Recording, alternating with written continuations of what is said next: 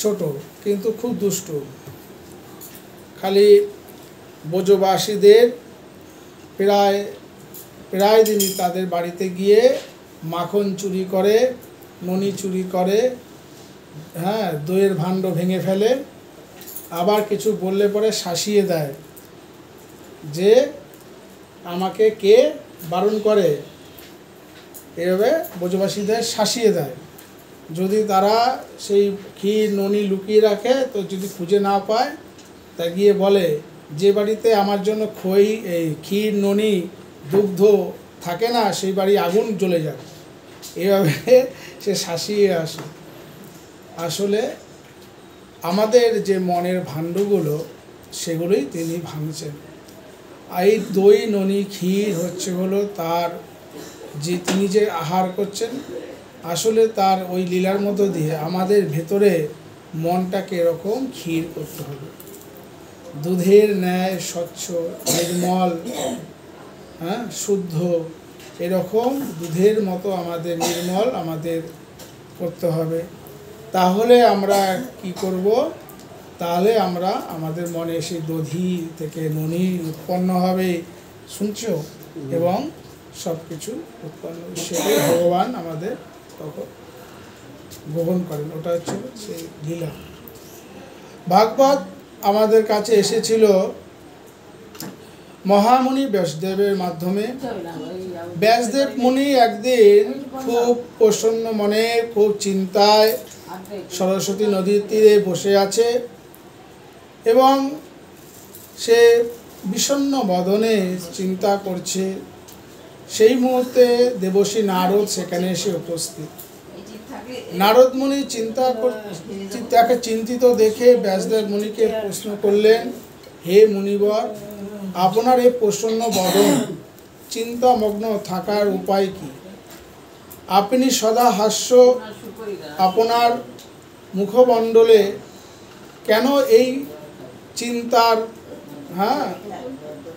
চিন্তার ভাব প্রকাশ পাচ্ছে? আপনি কিসের জন্য চিন্তিত? ব্যাসদেব মুনি দেবর্ষি নারদকে বললেন, হে দেবর্ষি নারদ, আপনি ভগবানের অন্তরঙ্গ পার্শ্বদ, দিন দিবারাত্র আপনার মুখে শ্রী হরির নাম গুণগান এবং লীলা কীর্তন চলে। আপনি প্রভুর লীলা সহচর, আপনার অজানা কিছু নেই। আপনি বলুন আমার চিন্তার কারণ কি? তখন দেবর্ষি নারদ মুনি ধ্যান গর্ভে থেকে জানতে পারে যে তার ব্যাসদেব মুনির তার মনোকারণের চিন্তার কারণ। তিনি ব্যাসদেব মুনিকে বলেন, আপনি সমস্ত কিছুই রচনা করেছেন, বেদকে 4 ভাগে ভাগ করেছেন, ব্রহ্মসূত্র রচনা করেছেন, মহাভারত রচনা করেছেন, ইত্যাদি অনেক কিছুই করেছেন, কিন্তু আপনি ভগবানের লীলারস, ভগবানের কথা আপনি যেভাবে ভক্তরা আস্বাদন করতে চায় সেভাবে আপনি করেননি। যে ভগবানের কথা জানলে পরে এই ভবরোগ, এই সংসার বন্ধন থেকে মুক্ত হতে পারে, সেভাবে আপনি কিছুই করেননি। তাই আপনি চিন্তিত। তাই আপনি প্রভুর চরণের আশ্রয় নিন এবং ধ্যান গর্ভে গিয়ে আপনি ভাগবত রচনা করুন। আমি অতি সংক্ষেপে একটু টাচ করছি, সবাই জানি কথাগুলো। তারপরে ব্যাসদেব মুনি ভাগবত রচনা করেন, কিন্তু ভাগবত তো রচনা করলেন, কিন্তু ভাগবত শোনাবেন কার মাধ্যমে? সবাই তো ভাগবত শোনাতে পারবেন না। তখন তিনি ঠিক করলেন তার একমাত্র পুত্র সুখদেব মুনিকে।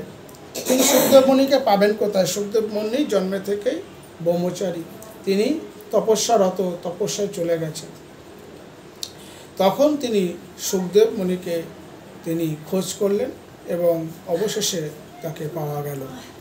সুখদেব মুনিকে তিনি ভাগবত শোনালেন এবং সুখদেব মুনি তিনি আমাদের সব কিছু। আজকে যে ভাগবত আমরা ঘরে ঘরে আমরা আলোচিত করছি, সেটিও এসেছে একটি মহা লীলার মাধ্যমে। প্রভুর লীলা আমরা বর্ণনা করতে পারি না। আমরা মনুষ্য, তো মানুষ আমাদের কিছুটা বুদ্ধি হচ্ছে ইন্দ্রিয় গোচর, আমাদের বুদ্ধি ইন্দ্রিয় গোচর। আমাদের প্রধানত 5টি ইন্দ্রিয়, চক্ষু, কর্ণ, নাসিকা, ত্বক। এই 5টি প্রধানত ইন্দ্রিয়ের দ্বারা আমাদের বুদ্ধি আবদ্ধ, এর বাইরে বুদ্ধি কিন্তু যেতে পারে না। আমরা যারা সাধারণ মানুষ, আর আমাদের চিন্তাও তাই, আমাদের মনও তাই। তাই এই ইন্দ্রিয় দ্বারা আমরা ভগবানের লীলা আমরা বুঝতে পারি না। তাই এই সংসারে যা কিছুই ঘটে না কেন, যা কিছু ঘটছে সব কিছু তার দ্বারাই। আমরা কি করি, আমরা নিজেদের আমিত্ব বলতে কি, আমরা এই দেহকে আমরা আমি বলে ভাবি না, এই দেহটাকে আমরা আমি বলে ভাবি, কিন্তু এই দেহটাকে তো আমি নই। এই যেমন এই জামাটা পরে আছি, জামাটা কি আমি? জামাটা আমি নই। সেইরূপ এই দেহের ভেতরে আমি আছি, আমরা এই দেহের ভেতরে থাকি, এই দেহটা ছেড়ে চলে যাব এই একবারও চিন্তা করি না। আমরা সর্বদা ভাবি এই দেহটাই বুঝি আমাদের, এই দেহটা যদি রোগ হয় ভাবি আমার রোগ হয়েছে, না, দেহটার রোগ হয়, আমাদের কখনই রোগ হয় না, আমাদের কখনই রোগ বিসুখ হয় না, আমাদের স্পর্শ করতে পারে না। ভগবান শ্রীকৃষ্ণ গীতাতে বলেছেন অর্জুনকে, হে অর্জুন, তুমি আমি সবাই আত্মা, আমরা মরণ নয়, আমরা আমাদের অমর, যেহেতু আমরা আত্মা, আমরা অমর। তাই এই আত্মাকে ছেদন করা যায় না কোনো অস্ত্রের দ্বারা, কোনো বায়ুর দ্বারা সিক্ত করা যায় না, কোনো অগ্নির দ্বারা একে দাহ্য করা যায় না। আত্মা অমর, তাই এই দেহের বিনাশ আছে, আত্মার বিনাশ নেই। তাই আমরা যদি আত্মা হই তাহলে আমাদের বিনাশ নেই, আমাদের মরণ নেই। কিন্তু আমরা সর্বদা সর্বক্ষণ ভেবে চলেছি, আমরা বুঝি এই বুঝি মরলাম, এই বুঝি মরলাম। তাই এই চিন্তা তো থাকেই। তাই এই দেহটা যে ছেড়ে কখন কোথায় কখন চলে যাব কেউ বলতে পারে না। আমরা চোখের সামনে দেখছি আশেপাশে মানুষগুলো, আমাদের প্রিয়জনগুলো কীভাবে পটপট করে চলে যাচ্ছে। সকালবেলা দেখেছি, বিকেলবেলা নেই, বিকেলবেলা দেখেছি, রাতে নেই, রাতে দেখেছি, সকালে নেই, এরকম চলছে চোখের সামনেই। আশেপাশে অনেকগুলোই মৃত্যু হয়ে গেল আমাদের প্রতিবেশীদের, চোখের সামনে অনেকগুলো দেখলাম। সেখান থেকেও শিখতে পারি যে আমরাও কখন যে চলে যাব ঠিক নেই। সেইভাবেই অভিমন্যু উত্তরার গর্ভে জন্মগ্রহণ করেছিল। অভিমন্যু পুত্র উত্তরার গর্ভে জন্মগ্রহণ করেছিল রাজা পরীক্ষিত। পরীক্ষিত কেন নাম হয়েছিল? তিনি জন্মের পর থেকে সকলকে পরীক্ষা করতেন, এই বুঝি আমার ইষ্টদেব কৃষ্ণ, এই বুঝি কৃষ্ণ, এই বুঝি কৃষ্ণ। সে প্রত্যেকটা মানুষকে পরীক্ষা করে দেখতেন, তাই তার নাম হয়েছিল পরীক্ষিত। সেই রাজা পরীক্ষিত একদিন মৃগয়া করতে বনে গিয়েছিলেন। বনে যাওয়ার সময় সে সারাদিন মৃগয়া করার পরে তৃষ্ণার্ত হলেন। তৃষ্ণার্ত হওয়ার ফলে সে একটি মুনির আশ্রমে আসলেন একটু জল পাবার আশায়। কিন্তু সে এসে দেখলেন মুনি শ্রমিক, সেই মুনির আশ্রমের নাম ছিল শ্রমিক মুনি। শ্রমিক মুনি তখন ধ্যানরত ছিলেন। তিনি ধ্যানের গভীরে তিনি তখন বহির্জগৎ ছেড়ে অন্তর্জগতে প্রবেশ করেছেন, বাইরের কিছুই তিনি তখন অজানা। সেই সময় রাজা পরীক্ষিত ঘোড়া থেকে নেমে সেই শ্রমিক মুনির আশ্রমে প্রবেশ করলেন এবং গিয়ে প্রবেশ করে দেখলেন একজন মুনি বর চোখ বুজে ধ্যান করছে। তিনি সেই মুনিকে উদ্দেশ্য করে বললেন, আমাকে একটু জল দেবে? কিন্তু মুনি তখন কিছুই শুনতে পেলেন না। রাজা অন্তত তিনি নিন্দিত হলেন, নিজেকে অপ্রশংসিত করলেন, তিনি অপমানিত হলেন নিজে নিজে, যে আমি রাজা, আমাকে কোথাও অভ্যর্থনা করবে তা তো নয়, বরঞ্চ আমি একটু জল চাইছি, আমাকে তাও দিচ্ছে না। তখন তিনি ক্রুদ্ধ হলেন। ভগবান শ্রীকৃষ্ণ বলেছেন নরকে দুটি দ্বার, একটি হচ্ছে কি কাম, আর একটা হচ্ছে ক্রোধ। নরকে যাওয়ার দুটি দ্বার কি কি? একটা হচ্ছে কাম, একটা হচ্ছে ক্রোধ। তা কি করলো? ভগবানের ইচ্ছায় পরীক্ষিতের ভেতরে ক্রোধ প্রবেশ করলেন। আমাদের ভেতরে যা কিছু হয় না কেন, এই যে কিছুক্ষণ আগে বললাম না, যা কিছু হচ্ছে তার দ্বারাই রচিত, কিন্তু আমরা ভাবি আমরা করছি। যেহেতু আমরা ভাবি আমরা করছি, সেহেতু আমরা এর ফল ভোগ করি। যদি আমরা মনে করি না সমস্ত কিছু তো তার দ্বারা রচিত, তাহলে কিন্তু আমরা এই কর্মফল থেকে মুক্ত হতে পারি। কিন্তু আচ্ছা ঠিক আছে, এই কথা অনুযায়ী এখনই বাড়িতে গিয়ে দেখবো যদি একটা কোনো বাজে কাজ করে ফেসি, ও আমি তো করিনি, ভাগবত শুনে আসলাম তো, তিনিই করিয়েছেন, তার মানে তিনিই করিয়েছেন। কিন্তু পরক্ষণে যদি ভালো কাজ করি তখনও বলতে হবে তিনিই করিয়েছেন, তখন কিন্তু বললে হবে না এটা আমি করেছি।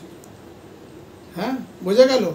কিন্তু আমরা সাধারণ মানুষ খারাপ, যখন ভাগবত এরকম ভাগবত কথা শুনি সেখান থেকে বলছি হ্যাঁ তারই তো সব রচনা, তার দ্বারাই হচ্ছে।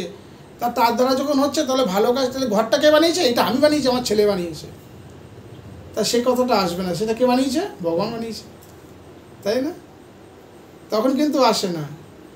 যেই অন্য কিছু হয় তখন যেহেতু ভাগবত শুনি, এরকম শুনে গিয়ে আমরা বলি হ্যাঁ সব কিছুই তার দ্বারা রচিত, সেই করছে, সেই তো করছে, সেই মালিক।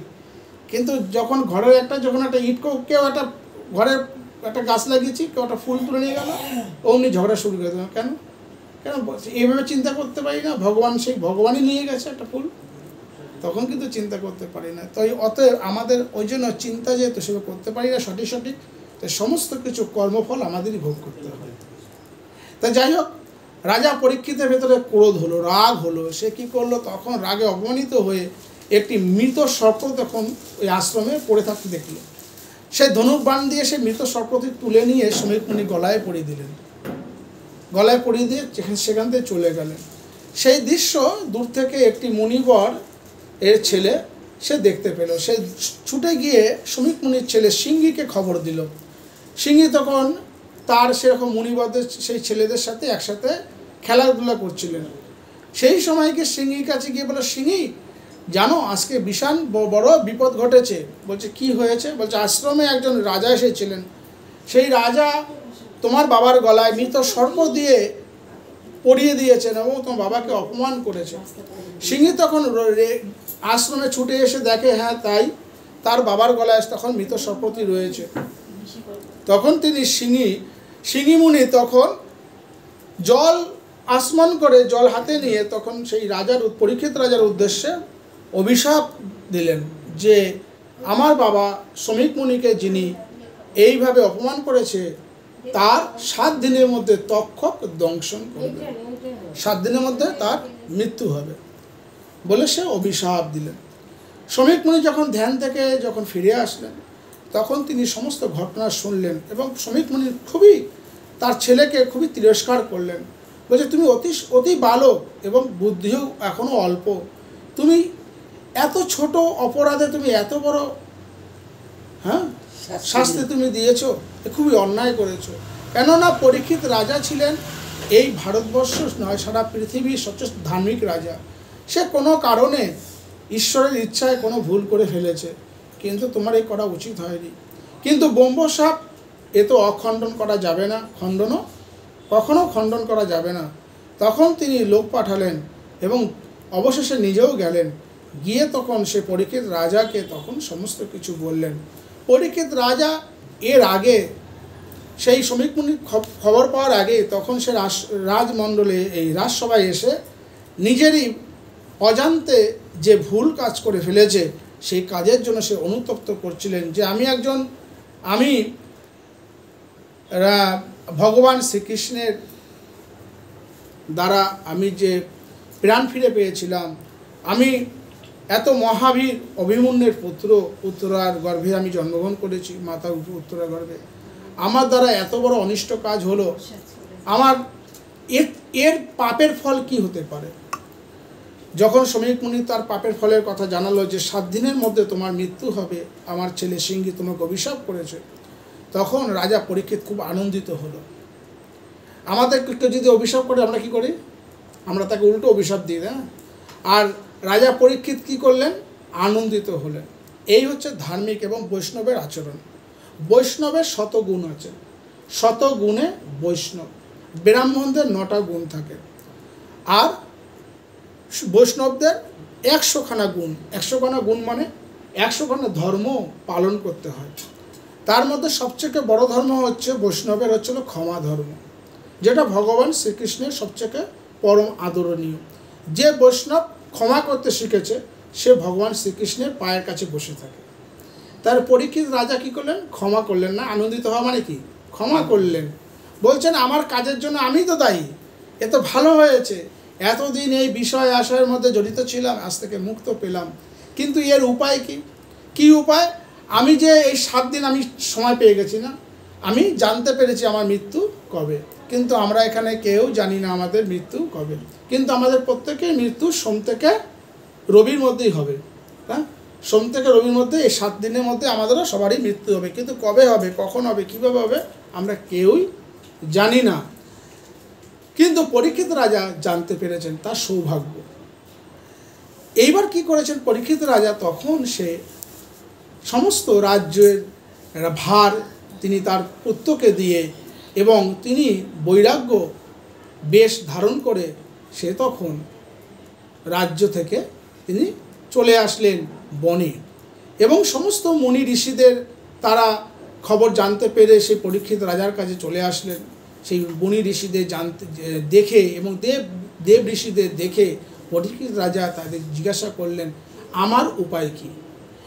আমার তো মৃত্যু আমি জেনে গেছি, কিন্তু এই 7 দিন আমি কীভাবে আমি এর থেকে মুক্ত হব, অর্থাৎ এই শরীর বন্ধন থেকে কিভাবে মুক্ত হব? আমরা যখন দেহ ছাড়ি তখন আমরা কী ভাবি? আমরা এই শরীরটাই আমি না, শরীরটা জেনে আমি না, আমার যে নাম আছে না, সেই নাম অমুকের ছেলে, অমুকের মেয়ে, অমুকের বউ, এই পরিচয় নিয়ে তো আমরা এই দেহটা ছাড়ি না। আবার শুধু ছাড়তে চাই না, এত কাল ধরে কত অর্থ সঞ্চয় করেছি না, আরও কত কি আশা রয়েছে, সব আশা নিয়ে কিন্তু আমরা দেহ ছাড়ি, কিন্তু আমরা ভগবানের নাম করতে করতে দেহ ছাড়তে পারি না। তাই ভাগবত শুনলে কি হবে? এই ভবরোগ থেকে আমরা মুক্ত পেতে পারবো। রাজা পরীক্ষিত বললেন, আমি তো দেহ ছাড়বই, কিন্তু ভগবান শ্রীহরির নাম ও গুণগান শুনতে শুনতে আমি দেহ ছাড়ব। তাই তিনি যখন ঠিক করলেন, এইভাবে তিনি হরির নাম শুনতে শুনতে, হরির নাম কিভাবে শুনব? এই 7 দিন পরীক্ষিত রাজা কিছু খাননি, এমনকি জল পর্যন্ত গ্রহণ করেননি। তিনি শুধু হরির নাম শুনে গেছেন, কিন্তু এই হরির নাম তিনি কার কাছে শুনবেন, কে শোনাবেন? তখন সেই সময় ভগবানের ইচ্ছায় সেই জায়গা থেকে সুখদেব মুনি যাচ্ছিলেন। সুখদেব মুনি যখন যাচ্ছিলেন তখন দেখছেন অনেক মুনি ঋষিরা সেখানে উপবিষ্ট হয়ে আছেন এবং অনেক দেব ঋষিরাও আছেন। তখন তারা সকলেই মিলে চিনতে পারলেন কাকে? সুখদেব মুনিকে তখন আহ্বান করলেন এবং বসতে বললেন। পরীক্ষিত রাজা তখন চিনতে পারলেন ইনি হচ্ছেন সুখদেব, যিনি ভক্ত চূড়ামণি সুখদেব। তাকে তিনি প্রণাম করলেন এবং বললেন, হে মুনিবর, আপনি আমাকে দয়া করে ভাগবত কথা শোনান, ভগবানের কথা শোনান। তাই পরীক্ষিত রাজা ভাগবত কথা শুনেছিলেন 7 দিন ধরে। আমরা সেই ভাগবত থেকে আজকে, যেহেতু এটা দামোদর মাস চলছে, আমরা দামবন্ধন লীলা শুনব। হ্যাঁ, ভাগবত থেকে। একদিন যশোদা মনে মনে ভাবলেন, আমার কৃষ্ণ প্রতিবেশীদের বাড়ি গিয়ে চুরি করে কেন খায়? আমার ঘরে তো ক্ষীর ননির অভাব নেই, তবুও কেন সে অপরের বাড়ি গিয়ে চুরি করে খাবে? এইভাবে চিন্তা করে যশোদা সব্যস্ত করলেন যে তার দাস দাসীরাই ক্ষীরননি তৈরি করে তার সম্ভবত ঠিকমতো তৈরি করতে পারে না। যশোদা ভাবছেন যে আমার ছেলে অপরের বাড়ি কেন খায়? নিশ্চয়ই আমার দাস দাসীরা ভালো করে ক্ষীরননি তৈরি করতে পারে না, তাই অপরের বাড়িকে খায়। তাই কৃষ্ণ খেয়ে তৃপ্তি পায় না, আর খেয়ে তৃপ্তি পায় না বলেই তার পেটও ভরে না। সুতরাং ক্ষুণ্ণি বৃত্তির জন্যই সে অপরের জিনিস চুরি করে খায়। ব্রজবাসীরা সকলেই আমার কৃষ্ণকে প্রাণের চেয়েও বেশি ভালোবাসেন। কৃষ্ণ তাদের বাড়ি গিয়ে কিছু খেলে তারা মহা আনন্দিত হয়, কিন্তু আমার কৃষ্ণ যে বড় লাজুক, কারোর সামনে কিছু খেতে চায় না, সেই জন্য তারা কৃষ্ণকে ক্ষীরননি খেতে সাদাসাদি করলেও সে তাদের সামনে খায় না। সুতরাং খিদের জন্য তাকে চুরি করে খেতে হয়। এতে অবশ্যই কৃষ্ণের কোনো দোষ নেই। আর চুরি করা যে দোষের, তা এইটুকু ছেলে বুঝবে কেমন করে? মায়ের কাছে ছেলেরা যতই অপরাধ করুক না কেন, ছোট এখন যশোদার মতোই সবার ভেতরে যশোদাই আছে না, দেখবে এরকমই ভাবে। যাক, আমি যদি নিজের আমি যদি নিজেই কৃষ্ণের জন্য ক্ষীর ননি তৈরি করে তাকে খেতে দিই, তবে সে তৃপ্তি সহকারে পেট ভরে খাবে। তাহলেই আর অপরের বাড়ি গিয়ে চুরি করে খাবার ইচ্ছা হবে না। এইভাবে চিন্তা করে যশোদা এখন থেকে নিজেই কৃষ্ণের জন্য ক্ষীর ননি তৈরি করবেন ঠিক করলেন। সুখদেব শ্রীকৃষ্ণের বাল্যলীলা বলতে গিয়ে পরীক্ষিতকে বললেন, একদিন নন্দরাজ গৃহে দাসদাসীরা গৃহকাজে অন্যত্র ব্যাপৃত থাকলে নন্দপত্নী যশোদা নিজেই দধি মন্থন করতে আরম্ভ করলেন। প্রশ্ন করা যেতে পারে যে যশোদা তো ঠিকই করেছেন যে তিনি নিজেই কৃষ্ণের জন্য ক্ষীর ননি প্রভৃতি তৈরি করবেন, সুতরাং গৃহদাসীরা কর্মান্তরে নিযুক্ত থাকলে যশোদা নিজেই দধি মন্থন করতে আরম্ভ করলেন। এ কথা বলার সার্থকতা কোথায়? যেন গৃহদাসীরা কর্মান্তরে নিযুক্ত না থাকলে যশোদা নিজে দধি মন্থন করতেন না। ব্যাপারটা হচ্ছে এই যে যশোদা তো ঠিক করলেন তিনি নিজেই কৃষ্ণের জন্য ক্ষীর ননি তৈরি করবেন, কিন্তু পরিচারিকারা কিছুতেই রাজমহিষীকে এইসব কাজ করতে দিতে চায় না। তারা যশোদাকে বলে, আমরা এত দাসদাসী থাকতে তুমি রাজরানী সহস্তে এসব কাজ করবে, তা কি হয়? আর আমরাই কি তা করতে দিতে পারি? প্রাণ থাকতে আমরা তোমাকে ওইসব পরিশ্রম করতে দিতে পারবো না। কোমল প্রাণা যশোদাও তাদের প্রাণে কষ্ট দিতে পারে না, ফলে যশোদা তার নিজে ক্ষীর ননি তৈরি করার সুযোগ পান না। তাই যশোদার মনে একটা অতৃপ্ত বাসনা থেকেই যাচ্ছে। ভালোবাসার স্বভাবই এই যে ভালোবাসার পাত্রকে স্বহস্তে সেবা করতে চায়, অপরকে দিয়ে সেবা করিয়ে তৃপ্তি হয় না। সুতরাং বাৎসল্য ভাবময়ী যশোদা পুত্রের সেবার জন্য ব্যাকুল আগ্রহে অপেক্ষা করে থাকেন। যশোদা ভাবছেন বটে যে পরিচারিকারা ঠিকমতো ক্ষীর ননি তৈরি করতে পারে না, তারই জন্য কৃষ্ণ পেট ভরে খায় না এবং অপরের বাড়ি গিয়ে চুরি করে খায়, কিন্তু আসলে ব্যাপারটা তা নয়। ব্রজরাজ গৃহের পরিচারিকারা সকলেই কৃষ্ণকে নিজের সন্তান, নিজের প্রাণের চেয়েও বেশি ভালোবাসে। তাদের হৃদয়েও কৃষ্ণের প্রতি বাৎসল্যভাবে পূর্ণ। সুতরাং নিজেদের তৃপ্তির জন্যই তারাও প্রাণপণে সর্বদা কৃষ্ণের সাক্ষাৎ সেবা করার জন্য লালায়িত। অতএব তাদের তৈরি ক্ষীর ননি ভালো নয়, আর যশোদার তৈরি ক্ষীর ননি ভালো, এ হতেই পারে না। তবে যে যশোদা ওই রকম ভাবেন তার কারণ বাৎসল্য প্রেমের দুর্নিবার উচ্ছ্বাস। নিজের হাতে তৈরি করে কৃষ্ণকে খাওয়াবার জন্য তিনি ব্যাকুল হয়ে উঠেছেন। একটা সুযোগও জুটে গেল। তখন প্রতি বছর গোবর্ধন পর্বতে মহা সমারোহে ইন্দ্রযোগের অনুষ্ঠান হতো। অনুষ্ঠানের আগের দিন যশোদা মহা উৎসবের জন্য দাসদাসীদের গোবর্ধনে পাঠিয়ে দিতেন। এই সুযোগে পরদিন যশোদা ভোরে উঠে নিজেই কৃষ্ণের জন্য দধি মন্থন করতে লাগলেন। কৃষ্ণের মধুর বাল্যলীলা অর্থাৎ কৃষ্ণের হামাগুড়ি দিয়ে চলা, তার বাল্য চাপল্য চর্যাদি বিষয়ে তার পরম মধুর আচরণ যা ইতিপূর্বে সংঘটিত হয়েছে, সেই সব বাল্যলীলা যশোদা দধিমন্থনকালে স্মরণ এবং গান করতে লাগলেন। যখন যশোদা এইভাবে যখন ভাবছেন যে নিজের হাতে, তাহলে নিজের হাতে ছেলেকে দধি মন্থন করে ননি বের করে ক্ষীর বানিয়ে তিনি তার ছেলেকে খাওয়াবে, গোপালকে খাওয়াবে। তখন সে বাল্যলীলা মনে করছেন এবং মনে মনে সেই বাল্যলীলার গানগুলোও করছেন। কৃষ্ণের জন্মের পর থেকে গোপীরা সম্ভবত কৃষ্ণলীলা গান ছাড়া আর কোনো গানই গাইতেন না। দেখো, আমাদের বাড়িতে প্রত্যেকের বাড়িতে বাচ্চা হয় না, আমরা এর বাচ্চা ওর বাচ্চা প্রত্যেকে ভালোবাসি, কিন্তু দেখো আমরা যখন কৃষ্ণর কথাগুলো পড়বো না তখন বুঝতে পারবো, দেখো সকলের মধ্যেই ভগবান, সকলেই ভগবান, কিন্তু সকল ভগবান কিন্তু সকল নয়। কথাটা ভালো করে বুঝবে। যেমন গাছে ফুল ফোটে, গাছে ফুল ফোটে কেন? ভগবানের সেবার জন্য, তাই তো? কিন্তু সকল ফুলই কি ভগবানের চরণে আসে? আসে নয়।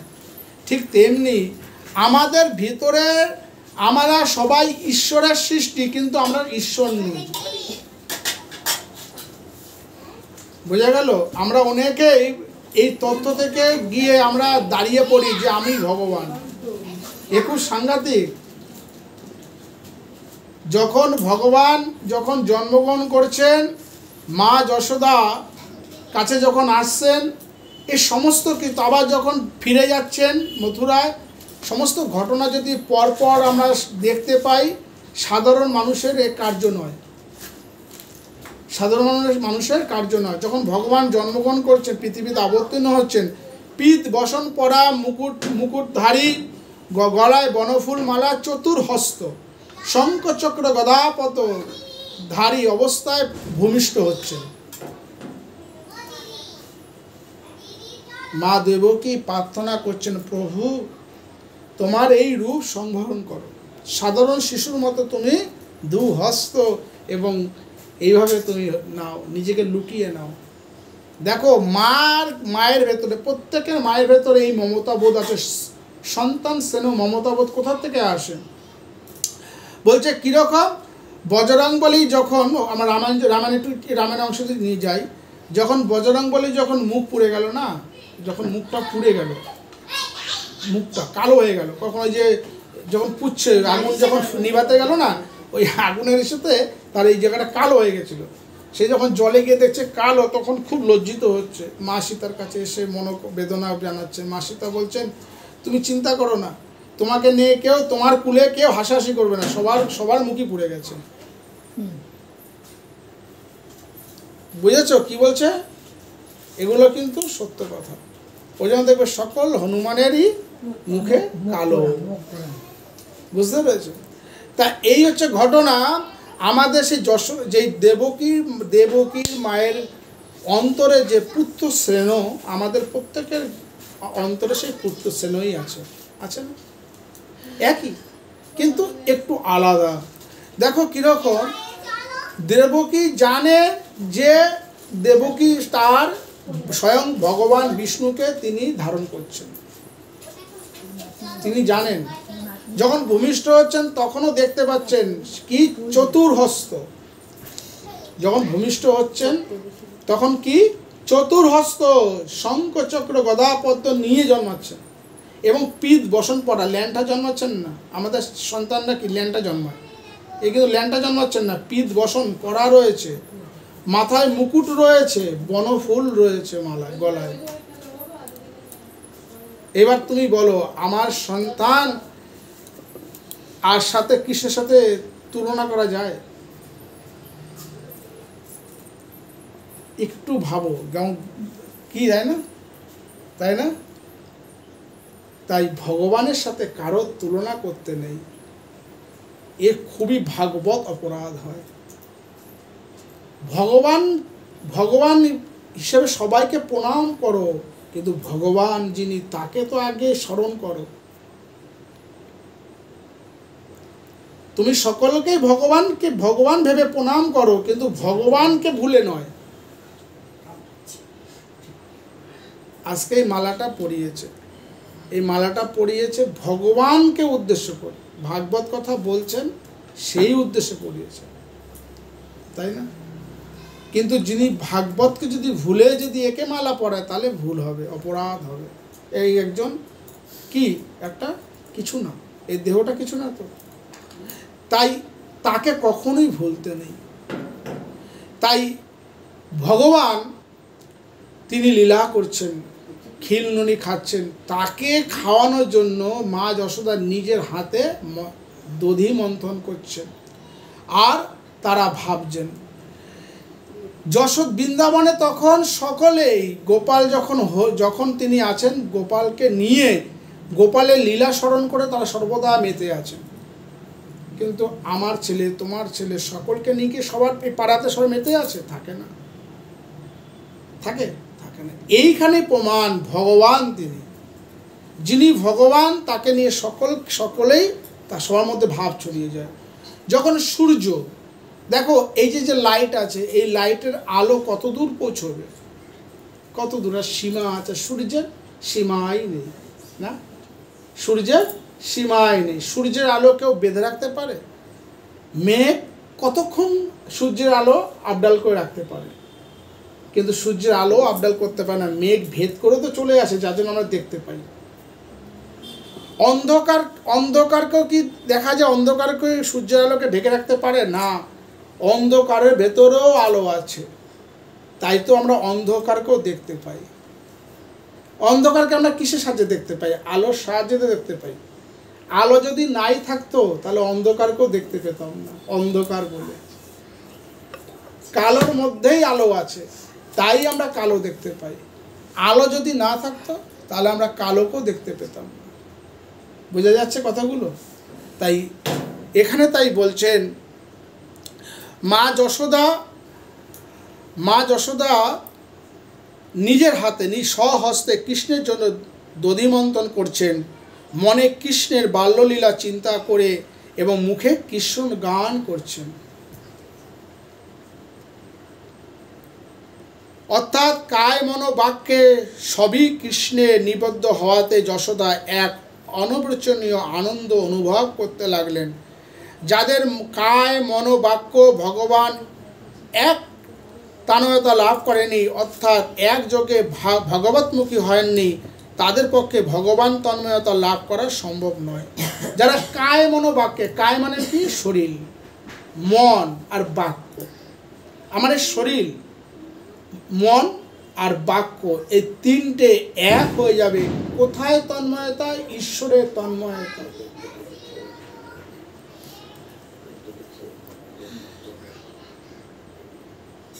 তাদেরই কাছে ভগবান নির্দিত। কিন্তু বলছে যারা এই যে কায় মনোবাক্যে যারা ভগবানের তন্ময়তা লাভ করে না, তাদের কাছেই ভগবান নির্দিত। কিন্তু ভক্তের সমস্ত কাজ, সমস্ত চিন্তা, সমস্ত কথা যখন একমাত্র ভগবত বিষয়ে নিবদ্ধ থাকে, তখন ভগবান সেই ভক্তের কাছে জাগ্রত হয়ে ওঠেন। তখন কোথায় ওঠেন? ভগবান জাগ্রত হয়ে ওঠেন। আমরা এই দেখো এখানে বিভিন্ন দেখো দেবদেবীর ফটো রয়েছে না, মূর্তি রয়েছে না, মুক্তি রয়েছে না। কখন এগুলো জাগ্রত? যখন আমার কায় মনো বাক্য যখন এর সাথে যুক্ত রয়েছে। তাহলে এখানে ভগবানের বিগ্রহ রয়েছে না, তাই না? তাহলে এখানে বসে আমি তার কথা চিন্তা ছাড়া অন্য কোনো চিন্তাই করতে পারবো না।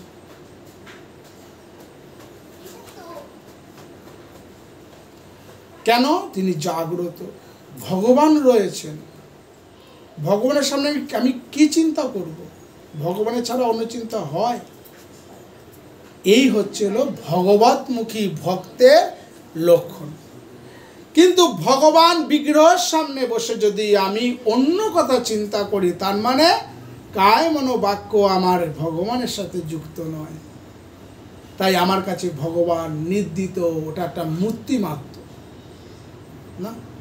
ঠাকুর শ্রীরামকৃষ্ণ কালীঘর, দক্ষিণেশ্বরে আমরা সবাই কালীঘরে যাই। কালীঘরের সামনে দাঁড়িয়ে, কালী মন্দিরের সামনে দাঁড়িয়ে কত কি আলোচনা করি, কিন্তু কালীকে তো দেখি না। আর ঠাকুর সেই কালী মূর্তির সামনে দাঁড়িয়ে সমাধিস্থ। কেন? কায় মনো বাক্য তার সাথে মিশে গেছে। কেন? মা দাঁড়িয়ে আছে, ওটা মূর্তি নয়। তাই অন্য কোনো চিন্তাই আসবে না। যখন অন্য কোনো চিন্তা আসবে না, তখনই সেই অবস্থা হচ্ছিল ভগবতমুখী, ভগবতের লক্ষণ এবং সমাধিস্থ অবস্থা। এই পর্যায়ে তখন যাবে। তাই মা যশোদারও তাই অবস্থা হয়েছে।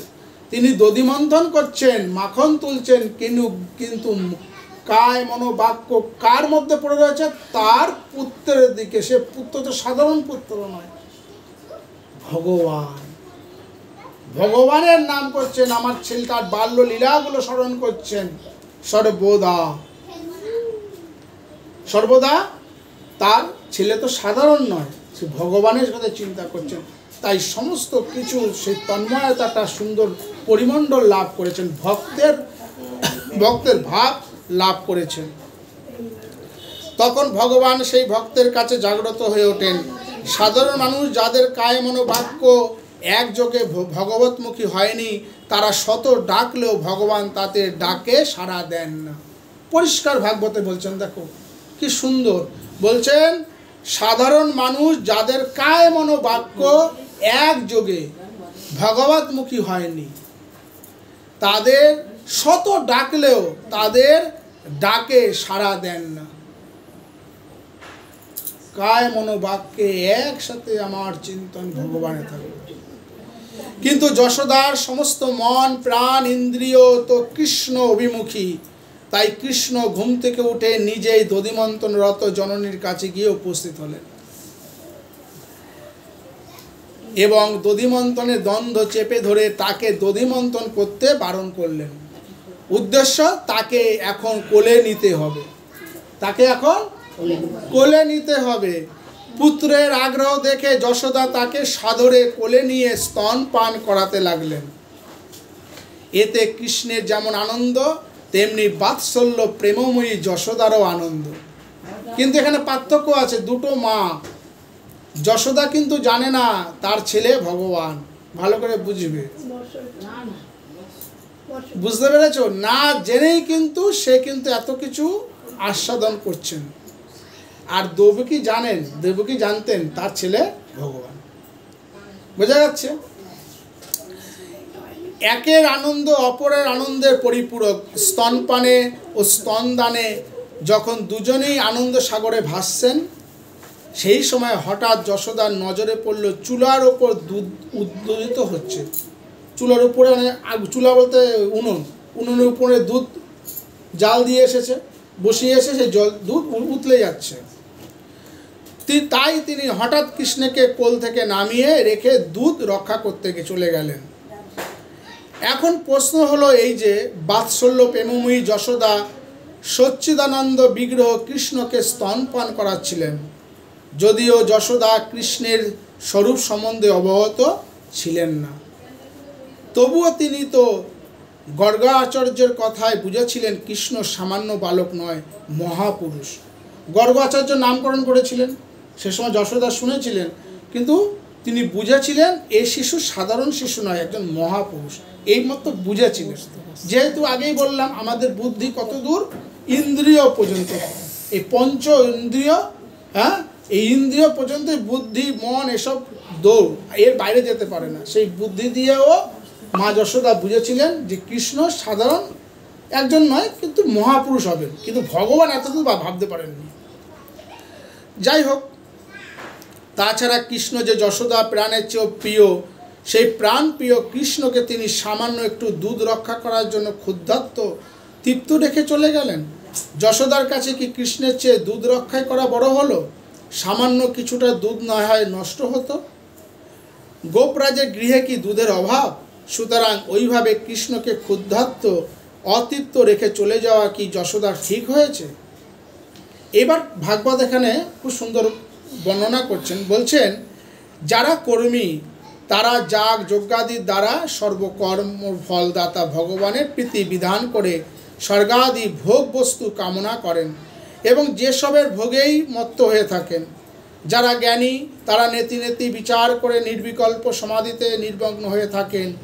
যারা যোগী তারা অষ্টাঙ্গ যোগ সাধনার দ্বারা পরমাত্মার সাক্ষাতে সচেষ্ট হন।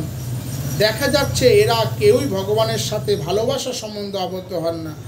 একমাত্র ভক্তই ভগবানের সেবার জন্য তার সাথে একটা ভালোবাসার সম্বন্ধ স্থাপন করে নেন, অর্থাৎ ভগবানের সেবাই তাদের কাছে মুখ্য, ভগবান মুখ্য নয়। সুতরাং ভগবানের সাথে এত লোকের বাস, এত কাছাকাছি থাকা ইত্যাদি সেই সব ভক্ত পছন্দ নয়। তারা কেবল ভগবানের সেবা করাতেই চান, ভগবানের সেবা করাতেই চান। যিনি ভক্ত তিনি সর্বদা ভগবানের সেবা করাতেই চান। তাতেই তাদের আনন্দ, তাতেই চরম প্রাপ্তি। ভগবানকে ত্যাগ করলে যদি তার সেবা হয় তবে তার ভগবানের ত্যাগ করতেও কুণ্ঠিত নন। প্রেমময় ভক্ত সেবা ভুলে কখনো ভগবানের আত্মহারা হন না।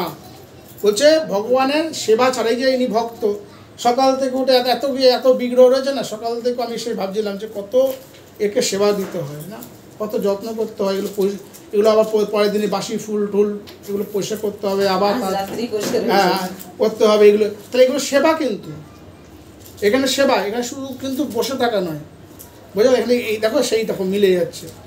এই যে ভক্তের বলছে এখানে ভাগবত এখানে তাই বলছেন, বলছে প্রেমময় ভক্ত সেবা ভুলে কখনো ভগবানে আত্মহারা হন না। সেবাটাই হচ্ছে ভক্তের কাছে মুখ্য।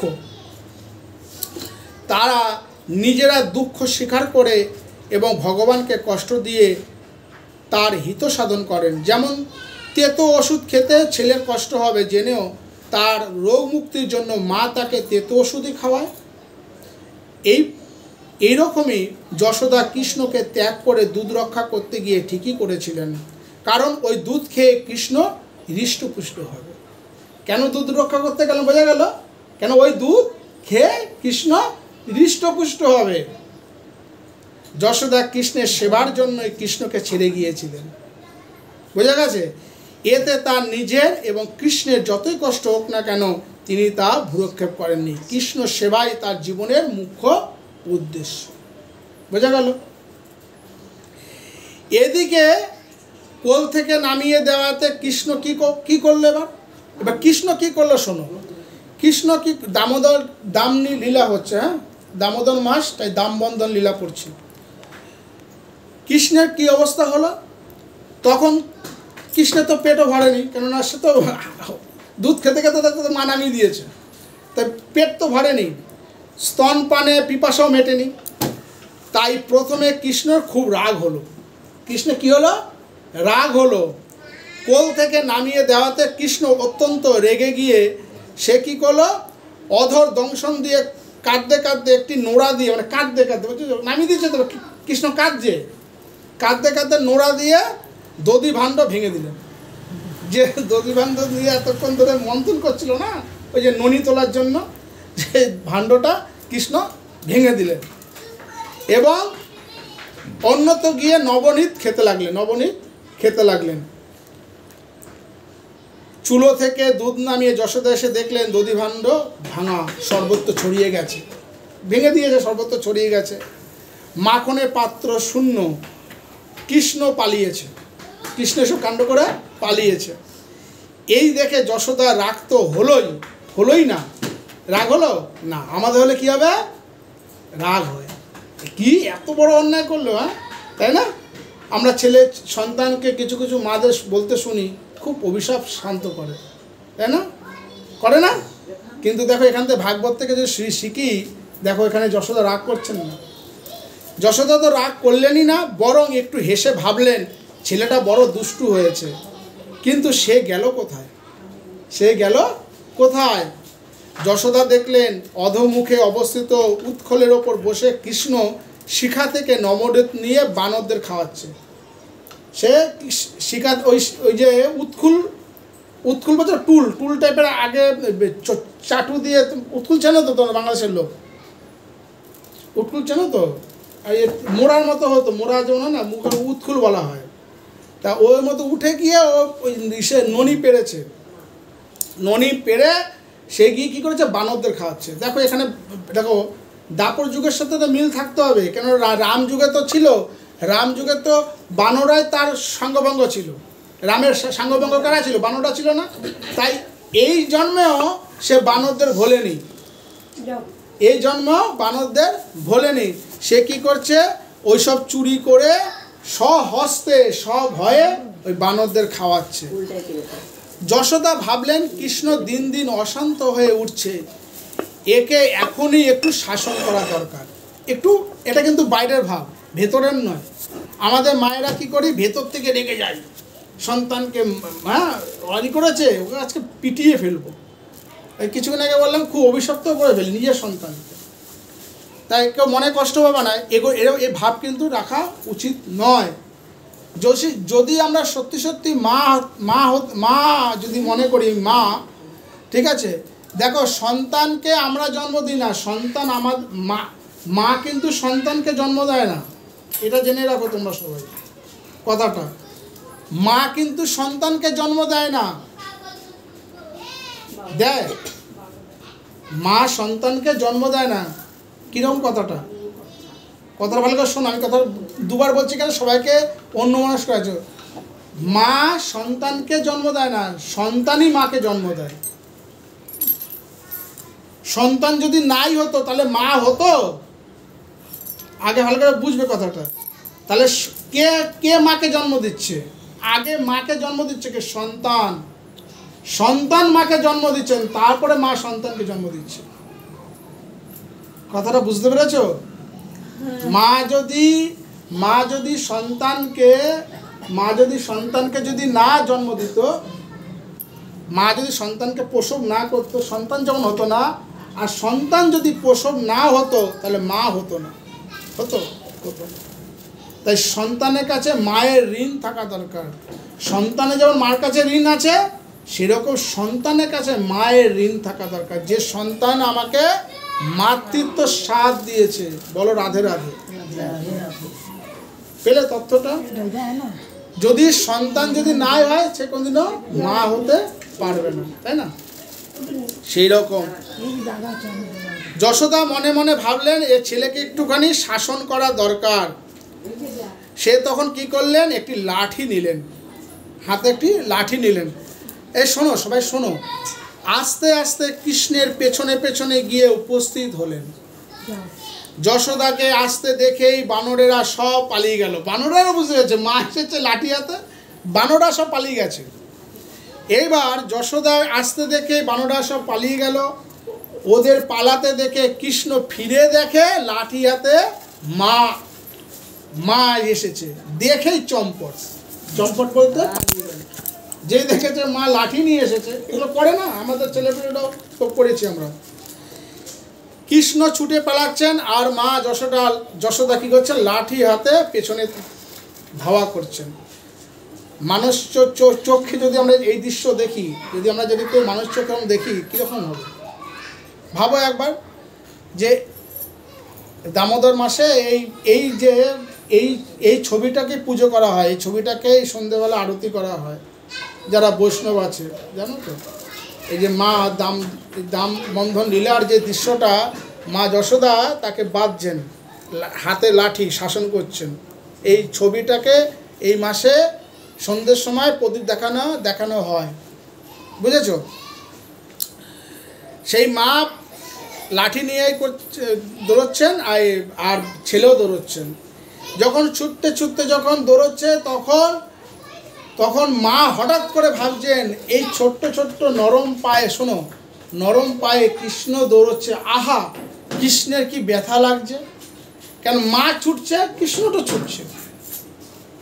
তখন হঠাৎ করে মা যশোদার বুকের ভেতরে গিয়ে আঘাত লাগলো, যে আমার কৃষ্ণের পায়ে কত ব্যথা লাগছে। ছোট্ট কোমল পা, নরম পা, কত না ব্যথা পাচ্ছে শক্ত মাটিতে। মা তখন থেমে গেল। যেই থেমে গেল, কৃষ্ণ থেমে গেল। তখন কৃষ্ণ মার কাছে চলে আসলো। এবার ধরে বলছে যে তোর সাথে মিলে যাচ্ছে না, তুই হাসছিস না। ধরে বলছে তুই আর করবি, তুই কেন ভেঙেছিস? বলছে আমি তো ভাঙিনি। তখন সে দড়ি দিয়ে বলছে দাঁড়া, তোর হচ্ছে বলে দড়ি দিয়ে তখন বাঁধতে গেলেন।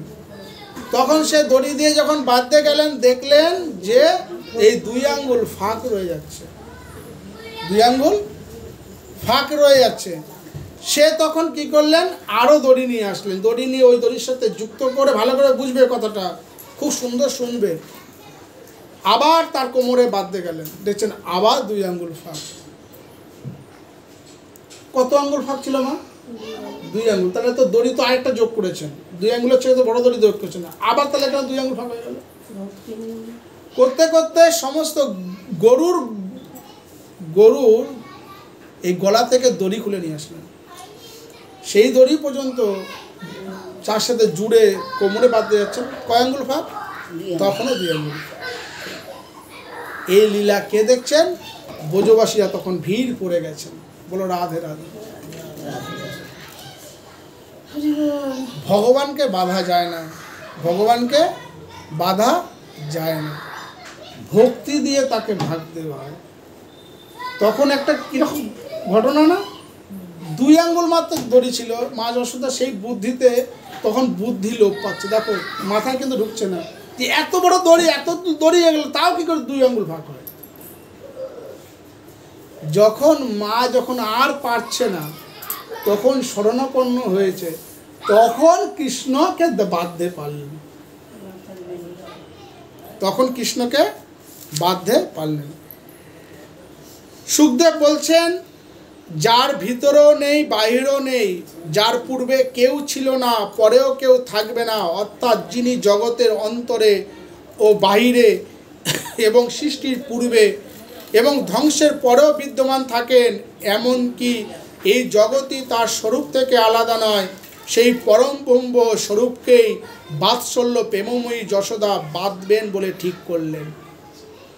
আবার পড়ি লাইনটা, বলছেন যার ভিতরও নেই, যার ভিতরও নেই বাহিরও নেই, যার পূর্বে কেউ ছিল না, পূর্বে কেউ ছিল না, যার পূর্বে, কার পূর্বে?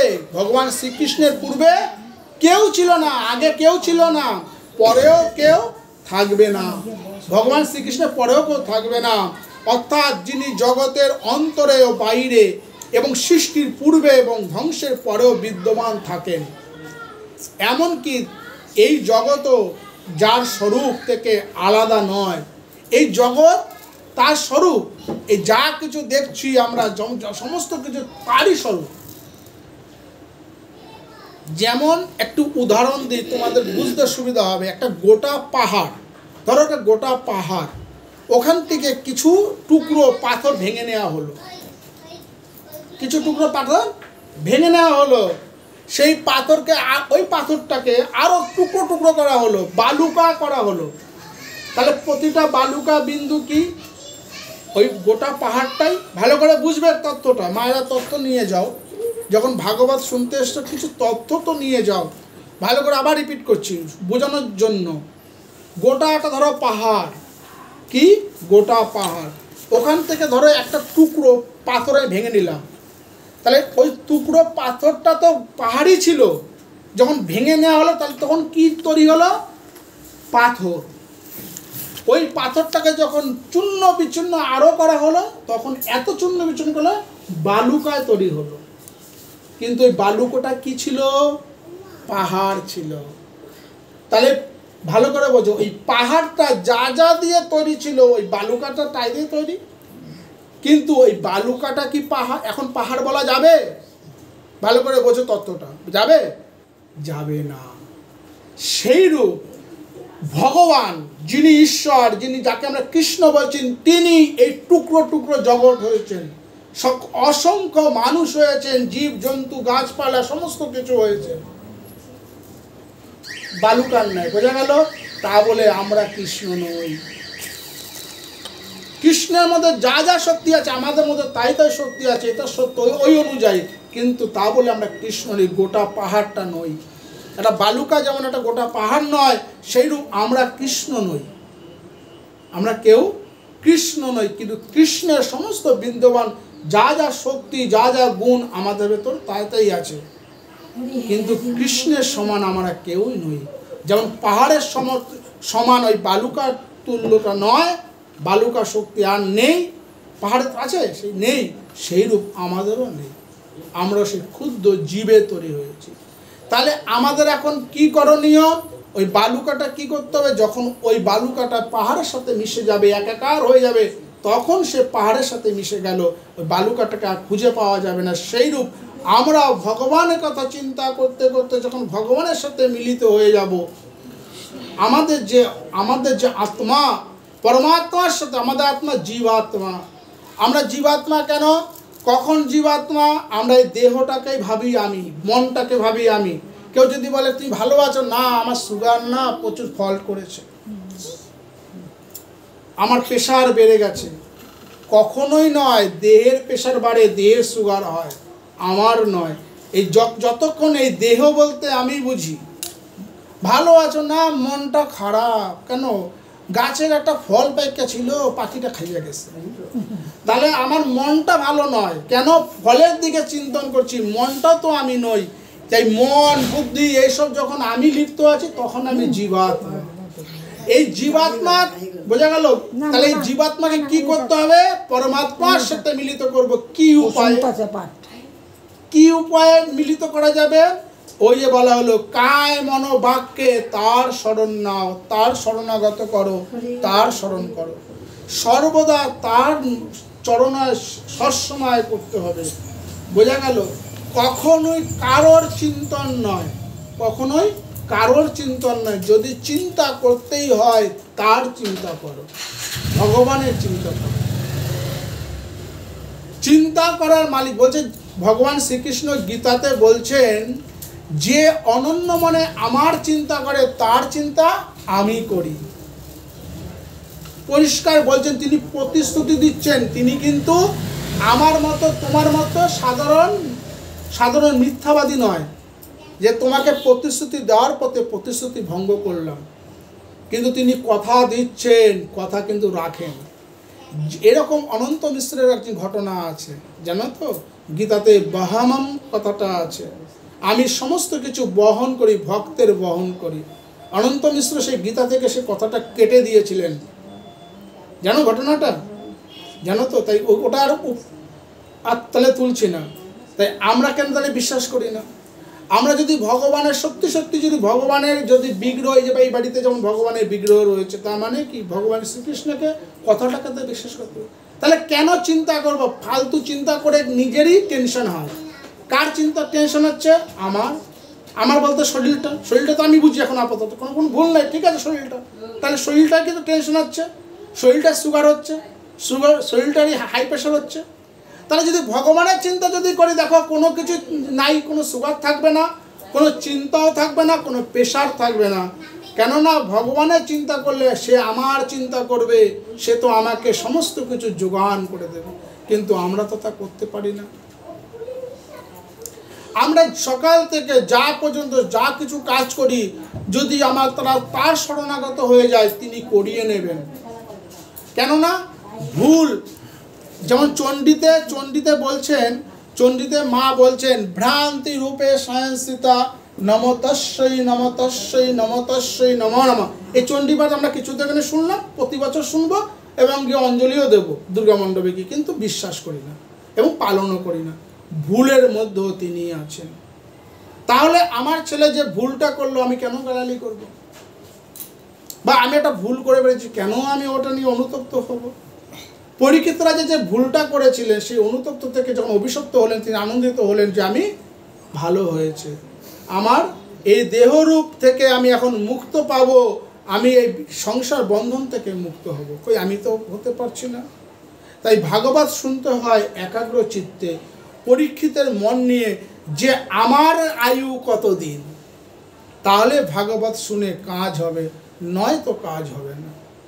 পরীক্ষিতের মন নিয়ে আমাকে শুনতে হবে, এবং যিনি ভাগবত বলবেন তিনিও সুখদেবের মতো ভগবতমুখী হতে হবে, তাহলে দুজনেরই কাজ হবে। যিনি ভাগবত বলবেন তিনি সুখদেবের মতো একাগ্রচিতে তন্মন চিত্তে কায়মন বাক্যে ভগবানেরই চিন্তা ছাড়া অন্য কোনো চিন্তা করবে না, তাহলে সেই তার মুখ থেকে ভাগবত শুনলে আমাদের হৃদয়ে ধাক্কা লাগবে। আর কার ধাক্কা লাগবে? পরীক্ষিতের মন নিয়ে। আর এই হয়তো ভাগবত শুনে যাচ্ছি, আহা কি আনন্দ, যদি রাতে যদি আমার দেহটা যদি চলে যায় তো আনন্দিত, তার নাম করতে করতে যাচ্ছি, বলো রাধে রাধে। কিন্তু যেই শুনবো আজ রাধেই আমি চলে যাব, আরে হলো না যাওয়া। আবার ফিরে আসি গীতাতে, ভগবান শ্রীকৃষ্ণ বলছেন যোগভ্রষ্ট সাধুদের কি অবস্থা? বলছে যোগভ্রষ্ট সাধুদের কোনো অবস্থা খারাপ নয়। তিনি কি করবেন? তিনি আবার উচ্চ বংশে জন্মগ্রহণ করবেন না, ব্রাহ্মণ বংশে জন্মগ্রহণ করবেন না, তো সাধু বংশে জন্ম করবেন। কেন যোগভ্রষ্ট কারা? যারা ধরো নিরন্তর ঈশ্বরের চিন্তা করছেন, ঈশ্বরের নাম গুণগান করছেন, কোনো কারণে একটু চ্যুত হলেন, তাদের বলছেন যোগভ্রষ্ট, তাদের বলা হচ্ছে। এইবার বলছেন আচ্ছা তোমাকে কারা প্রাপ্ত হবেন? ভক্তি বা মার্গের কথা বলছেন, জ্ঞান মার্গের না। ভগবান শ্রীকৃষ্ণ বলছেন যিনি মৃত্যুকালীন সময় আমার কথা চিন্তা করবেন। দেখো ভাগবতের সাথে কত মিলিত। কত মিল রয়েছে। ভাগবত পরে রচনা হচ্ছেন, ভাগবত পরে বলছেন, আর এই কথা তিনি কুরুক্ষেত্র মাঠে বর্ণনা করছেন, বলে যাচ্ছেন। বোঝো কথাগুলো, ধরো কতটা মিল রয়েছে। দেখুন তিনি বলছেন, যিনি মৃত্যুকালীন সময় আমার কথা চিন্তা করতে করতে, আমার স্মরণ করতে করতে দেহ প্রাপ্ত হবে, দেহ ছাড়বে, সে আমাকে গতি লাভ করবেন, তার কোনো জন্ম নেই। এই মৃত্যু সংসারে তাকে আর আসতে হবে না, তার আর আসতে হবে না। পরিষ্কার বলছেন। পরীক্ষিত রাজা সেই 7 দিন ধরে ভাগবত কথা একাগ্র চিত্তে তিনি শুনেছিলেন। তাই আমাদের পরীক্ষিতের হৃদয় নিয়ে শুনতে হবে। যেমন বিল্টুর মা, আমাদের পাশের বাড়ি একদম বিল্টুর মা, বিলুর মা, আগের দিন সকাল সন্ধ্যে 9:30টার সময় হাসপাতালে অ্যাডমিট হলেন, পরের দিন দুপুরবেলায় চলে গেলেন। তিনি জানতেনও না। তিনি দেখেন এই যে কালী পুজোটাও দেখতে পেলেন না। সে কি জানতেন চলে যাবে? কেউ জানতে পারছেন না। যতীন চলে গেলেন, যতীনের মেয়ে চলে গেলেন, যতীন কি জানতে পেরেছেন চলে যাবে? জানতে পারলেন না। ঠিক তেমনি এরা হঠাৎ চলে যাচ্ছে। কিন্তু তাই আমাদেরও এরকম তৈরি থাকতে হবে যে কখন যাব, যাওয়ার জন্য তৈরি থাকতে হবে। তাহলে যখন যাবই, তার নাম ছাড়া যাব কেন? কানাই বলে একজন আমার ভক্ত আছে, তিনি অ্যাক্সিডেন্ট হয়েছেন। সে সাইকেল নিয়ে আসছেন, পেছনে এসে বাইক মেরে দিয়েছেন, তিনি 3টে পাল্টে গেছেন। ভগবান গুরুর আশীর্বাদে তার সামান্য একটু একটা হাড়, পায়ের এমন ছোট জায়গায় হাড়টা ভেঙে গেছেন, বিরাট বড় ক্ষতি হয়নি, কোনো কিছু হয়নি। গুরুর আশীর্বাদে, ঈশ্বরের আশীর্বাদে তার সামান্য একটু অ্যাক্সিডেন্ট হয়েছে, অল্প মতো দিয়ে ফাড়া গেলেন। কিছুদিন পরে আমাকে ফোন করে বলছেন, জানো গো, আমি না চিন্তা করলাম যখন অ্যাক্সিডেন্টটা হচ্ছিল সেই সময় না আমি নামে ছিলাম না, যদি দেহটা চলে যেত নাম ছাড়া যেত। আমার খুব ভালো লেগেছে কথাটা, কি দারুণ কথা না? বলে আমি চিন্তা করছিলাম পরে যে যখন অ্যাক্সিডেন্ট হচ্ছে আমার সাথে, তখন আমি নাম করছিলাম না তার, তাহলে আমি তার নাম ছাড়া চলে যেত, যদি আমি মরে আমার দেহটা চলে যেত নাম ছাড়া যেত। এই যে ওর ভেতরে যে এই যে ভগবান, তার ভেতর কেন ভক্ত লোকরে ভগবান সর্বদা এইভাবে সাহায্য করেন। পরীক্ষিত ছিলেন সেই ভগবতমুখী লোক, তাই তিনি সুখদেবের মতো মানুষকে পেয়ে গেছিলেন ভগবত শোনার জন্য। তাই আমরা যেন সর্বদা প্রতিনিয়ত, দেখো কার কখন চলে যাব, এটা কিন্তু দুঃখের বিষয় না, এটা আনন্দের বিষয়। যদি আমরা ঠিক ভগবান শ্রীকৃষ্ণের ভক্ত হতে পারি না, তখন দেখবো দেহটার জন্য আমরা আর চিন্তা করব না। যে চিন্তা করতে হয়, কার চিন্তা করব? তার চিন্তা করব, তার সর্বদা। তিনি দেখবে তোমাকে দিয়ে এমনি কাজ করিয়ে নেবে। আজকে যখন এখানে বাড়িতে আসছিলাম, এখানে আসা ঠিক ছিল না, বুঝা গেল, এখানে আসা ঠিক ছিল না। এই বাড়ির যে ভক্ত, যে জেঠিমা, তিনি বললেন যদি তার ইচ্ছা হয় ভাগবত শোনার তাহলে হবে। সত্যি তাই হলো, সত্যি তাই হলো। দেখো একে দিয়ে, এর মাধ্যমে দিয়ে করিয়ে নিল। তো আজকে দেখো সবাই ভাগবতে বলছেন, যিনি শোনেন, যিনি বলেন, সম একই ফল তিনি লাভ করেন। যে একজন বলছেন তিনি বিশাল বড়, আর আমি শুনছি বলে আমি বড় নয়, তা নয়। দুজনই ভক্ত, দুজনই সমান। যিনি বলেন, যিনি শোনেন, দুজনই ভক্ত। তাই আমাদের আজ থেকে কাজ হবে সর্বদা সর্বক্ষণ তার নাম চিন্তন করা। কোথায়? ভেতরে। দেখো বাইরে কিছু নেই।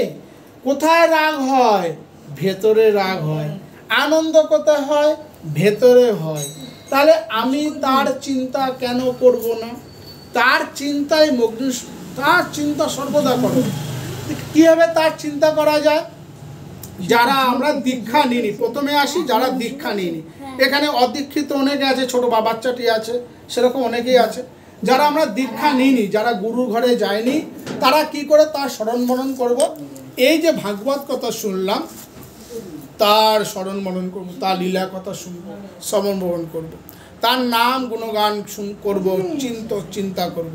আর যারা গুরু ঘরে গেছি, গুরুদেব দেখবে একটা বীজ মন্ত্র দিয়েছে না, জানো, একটা বীজ মন্ত্র দিয়েছে। ওই বীজটাকে সবসময় লালন পালন করবো। কোথায়? ভিতরে, ভেতরে লালন পালন করবো সর্বদা। দেখবে কিছু কিছু বাড়িতে যাবে, ভক্ত বাড়িতে যাবে, দেখবে লেখা থাকে নাম চলছে। তো কথাটার অর্থ হচ্ছিল নাম কোথায় চলবে? ভিতরে, যেটা কে দেখবে? আমার অন্তর্যামী একমাত্র ভগবান দেখবে, তাই না? তাই এই অন্তরটাই তো যাবে, ভেতরটাই যাবে, বাইরে যাবে না। বাইরেটা পড়ে থাকবে, কিছুক্ষণ পরে আমার নিজের প্রিয় ছেলে, নিজের প্রিয় বউ, তারা কি করবে? ওই দেহটাকে শ্মশানে পুড়িয়ে দিয়ে আসবে, এবং আসার সঙ্গে সঙ্গে গোবর, তারা এখানে বডি চলে যাওয়ার সঙ্গে সঙ্গে গোবর ছড়া দেবে, যাতে অমঙ্গল হয়। কেন? পরিবারে অমঙ্গল হয়। ভাবো কি কি আমরা সংসারে বাস করি, যে সংসারে যাকে আমি মনে করেছি এ আমার খুব প্রিয়, এতকাল তার জন্য ভাবনা চিন্তা করলাম, কোথায় ভগবান বলছেন আমার চিন্তা করো? বলছেন না, তার চিন্তা ছেড়ে আমি এই সমস্ত সংসারের চিন্তা নিয়ে ব্যস্ত ছিলাম। সেই সংসার আমাকে কি করে দিয়েছেন? ফেলে দিয়েছে। তাড়াতাড়ি চলে যাও, দেরি করে লাভ কি? পুড়িয়ে দিয়ে আসো। এবং সঙ্গে সঙ্গে বডিটা চলে যাওয়ার পর গোবর ছড়া দেওয়া হবে। কেননা সংসারের আরও যারা আছে আমাদের অমঙ্গল হতে পারে। যিনি আমার মঙ্গল চিন্তা করতো, তার জন্য কি আমার কোনো অমঙ্গল হতে পারে? চিন্তা করো, তাহলে যার জন্য আমি মঙ্গল চিন্তা করতাম, আর সে ভাবছে তার জন্য আমার নাকি অমঙ্গল হবে। এই হচ্ছে বাস্তব সংসার। কথাটা বুঝতে দিলে?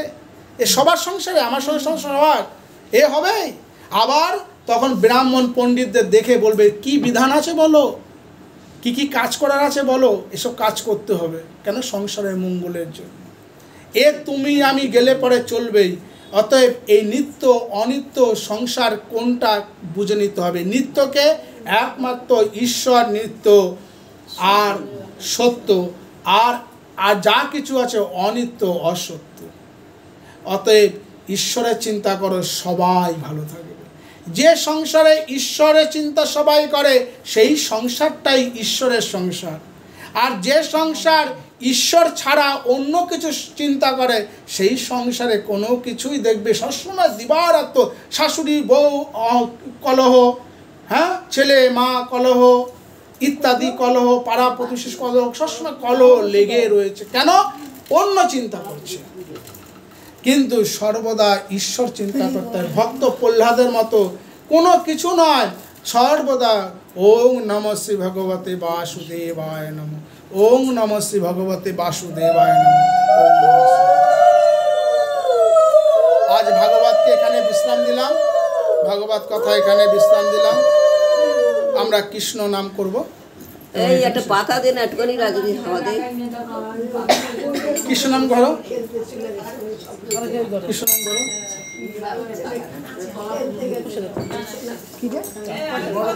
হ্যাঁ করো, তুমি আরতি করো, আমরা কৃষ্ণ নাম করবো।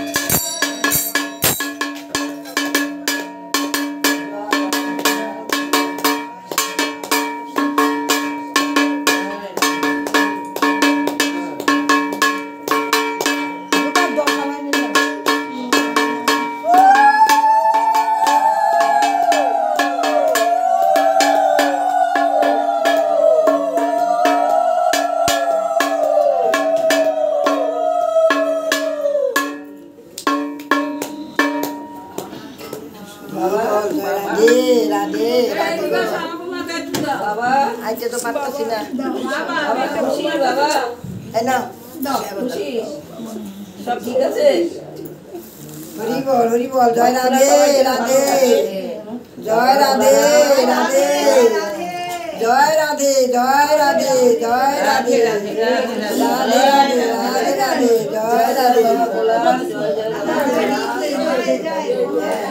মহারানী কি জয় জয় সাধনা রানী কি জয় জয় মা দেবী কি জয় হরি বল মা গো মা শান্তিতে রাখো সবারে মা গো মা সবারে শান্তিতে রাখো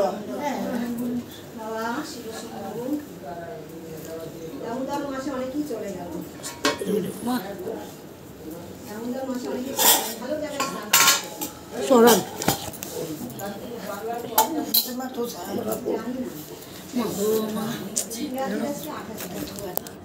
একটু দাঁড়াই